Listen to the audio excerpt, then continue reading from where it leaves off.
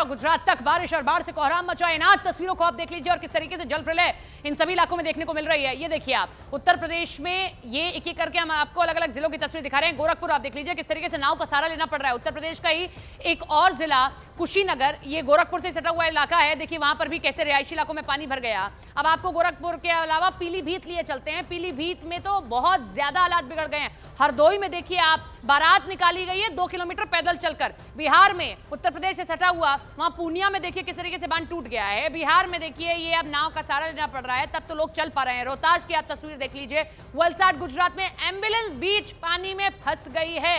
बाढ़ और बारिश, कई नदियां उफान पर हैं, कहीं बारिश से इतनी बुरी स्थिति हो गई है कि जल जमाव की स्थिति पैदा हो गई है। यूपी के कई जिले बाढ़ की चपेट में हैं और आपको एक एक करके तस्वीर दिखाते हैं। सबसे पहले हम आपको सिद्धार्थनगर की तस्वीर दिखा रहे हैं जो नेपाल की सीमा से सटा हुआ है और यही कारण है कि सबसे ज्यादा तबाही यहीं देखने को मिलती है हर साल बारिश में, क्योंकि नेपाल जैसे ही पानी छोड़ता है सिद्धार्थनगर में जो तराई वाले इलाके हैं वहां स्थिति ऐसी ही पैदा होती है। ये तराई वाले इलाके यानी कि वो इलाके जो निचले इलाके होते हैं, नेपाल थोड़ा ऊंचाई पर है, जैसे ही नेपाल अपना डैम से पानी छोड़ता है तो यहां स्थिति बिगड़ जाती है। अब देख लीजिए ये लोग इतनी दूर तक तो सड़क पर खड़े हुए, उसके बाद सड़क कहां है किसी को नहीं दिखाई देगी। पूर्वांचल का ये हिस्सा अमूमन हर साल इसी तरीके से तबाही को झेलता है।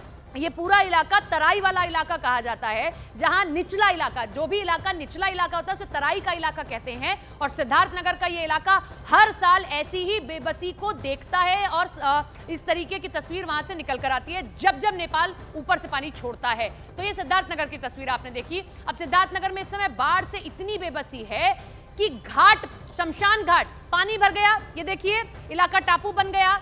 अब अगर किसी का अंतिम संस्कार करना पड़ रहा है तो वो सड़क पर करना पड़ा है। सिद्धार्थनगर में बेबसी इस कदर है कि किसी को अपनी अंतिम यात्रा तक अब नसीब नहीं हो पा रही है, अंतिम क्रिया उसकी अच्छी तरह से हो जाए ये नहीं हो पा रहा है, क्योंकि शमशान घाट में भर गया है पानी। और अगर शमशान घाट में पानी भर गया है तो कहां आखिर अंतिम संस्कार किया जाए, दाह संस्कार कहां किया जाए? तो सड़क के किनारे ही मजबूरन दाह संस्कार करना पड़ा है। सिद्धार्थनगर इस वक्त सबसे ज्यादा मार बाढ़ की झेल रहा है उत्तर प्रदेश में। सिद्धार्थनगर से थोड़ा सा ही दूर है गोरखपुर उत्तर प्रदेश का, वहां पर भी बाढ़ से हालात बिगड़े हुए नजर आए हैं। राप्ती नदी है यहां पर जिसका जलस्तर बढ़ गया है और इसी बढ़ते जलस्तर की चपेट में कई गांव आ गए हैं जो इलाके लगे हुए हैं राप्ती नदी से। वहां देखिए नाव का सहारा लेना पड़ रहा है। ये निषादों का पूरा इलाका है। अगर इस इलाके की बात करें, राप्ती नदी के पास ये जो इलाका लगता है, ये यहाँ आमतौर पर निषाद रहते हैं और यहाँ देखिए किस तरीके से स्थिति बिगड़ी हुई है। राप्ती नदी अपने निशान, खतरे के निशान से ऊपर बह रही है और वहां पर भी स्थिति ऐसी ही है। पूर्वांचल के ये तमाम वो इलाके, चाहे सिद्धार्थनगर हो, संत कबीर नगर हो, कुशीनगर हो, गोरखपुर हो, बलरामपुर हो, कुछ इलाके तो जो नेपाल से लगे वहां तो बाढ़ इसीलिए है क्योंकि जैसे नेपाल पानी छोड़ता है तराई वाले इलाकों में पानी भर जाता है। और ये वो इलाके हैं जैसे वहां से पानी छोड़ा जाएगा तो जो नदियां उससे लगी हुई है, चाहे वो घाघरा नदी हो, चाहे राप्ती नदी हो, इन नदियों में जैसे ही पानी बढ़ता है यहाँ पर स्थिति बिगड़ जाती है। गोरखपुर से एकदम सटा हुआ जिला है कुशीनगर। कुशीनगर में भी बारिश से जनजीवन अस्त व्यस्त हो गया है। ये एक रिहायशी इलाका है कुशीनगर का और आप देख लीजिए यहाँ बाढ़ का कहर इस कदर है कि पूरी दुकानें डूब गई हैं। अपना जनजीवन चलाना यहाँ पर बड़ा मुश्किल हो गया है, जीवन नहीं चलाया जा सकता है, दुकानें बंद करनी पड़ेंगी, दुकानों के अंदर पानी भर गया होगा। और अभी तो ये तब स्थिति है जब बारिश आई तो पानी भर गया, जैसे ही पानी नीचे जाएगा आप सोचिए कि यहाँ कितना मलबा, कचरा, ये सारी चीजें इकट्ठी हो जाएंगी और उसके बाद में बीमारी का खतरा बढ़ जाएगा। तो मैंने कहा आपको पहले भी कि पूर्वांचल के ये इलाके किस तरीके से प्रभावित हुए हैं। कुशीनगर, गोरखपुर, संत कबीर नगर, सिद्धार्थनगर, बलरामपुर, ये तमाम इलाके इस वक्त बाढ़ और बारिश की मुसीबत को झेल रहे हैं। आने वाले दिनों के लिए मौसम विभाग क्या कह रहा है उससे जुड़ी खबर आपको बता दें। मौसम विभाग के माने तो ये है कि दिल्ली में इस वक्त हल्की बारिश हो सकती है। इस हफ्ते हल्की बारिश होती रहेगी, धीमी धीमी बूंदाबांदी होती रहेगी। मौसम विभाग ने यूपी और बिहार के लिए कहा है कि यहाँ पर बारिश हो सकती है, तेज बारिश हो सकती है।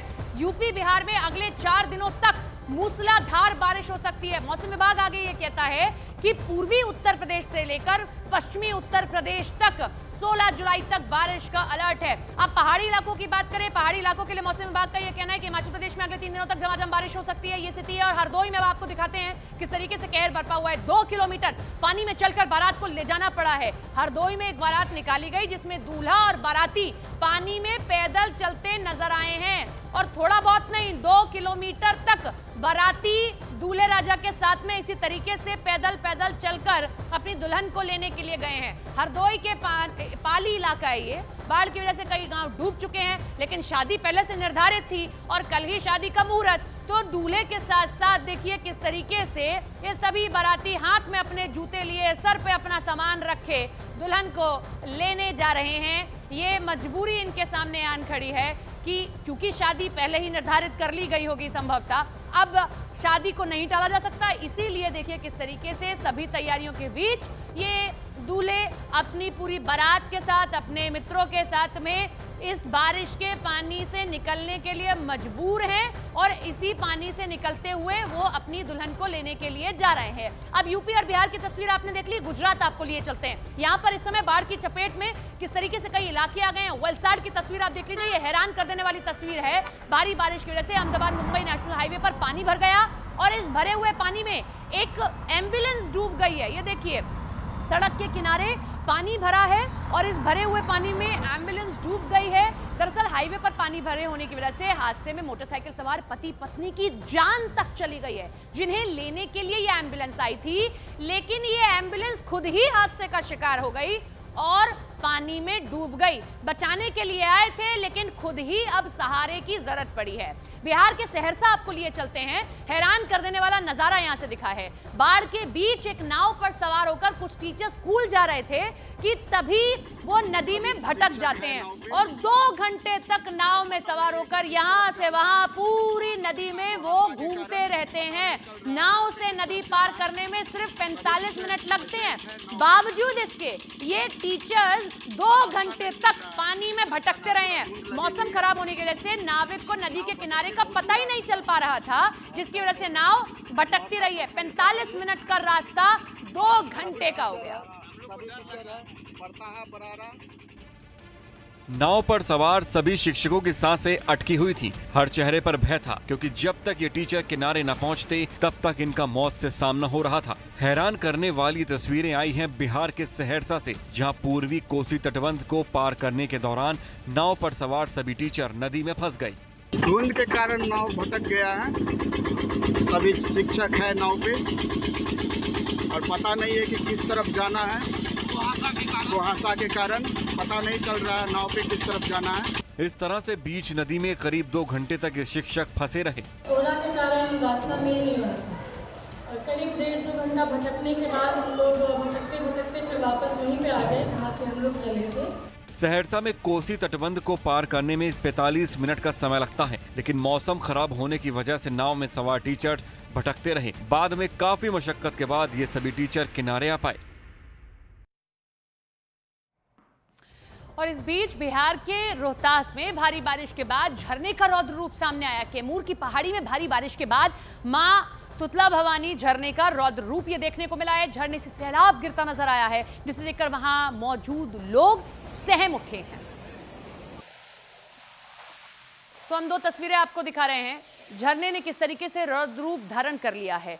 और दूसरी तस्वीर आप देखिए कि जान आफत में फंस गई है, क्योंकि जो लोग वहां पर झरना देखने गए होंगे, आमतौर पर झरना देखने के लिए वहां पर पर्यटक चले जाते हैं, वो गए होंगे, लेकिन उसी दौरान वो फंस जाते हैं और किसी भी तरीके से रस्सी के सहारे उनको निकाला गया है। झरने का ये स्वरूप देखकर किसी की भी रूह कांप जाएगी, क्योंकि अगर कोई थोड़ा सा भी नजदीक गया तो यहाँ पर मुसीबत खड़ी हो सकती है।